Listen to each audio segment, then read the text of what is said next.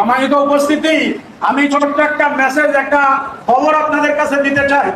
আমাদের কোরআনের পাখি যে শাহাদাত বরণ করেছেন, তার একটা উজ্জ্বল দৃষ্টান্ত আমার কাছে আছে, একটা খবর আছে।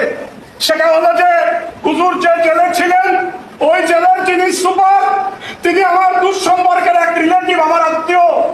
তার নিজের সাথে আমার কথা হয়েছে, তার মায়ের সাথে কথা হয়েছে।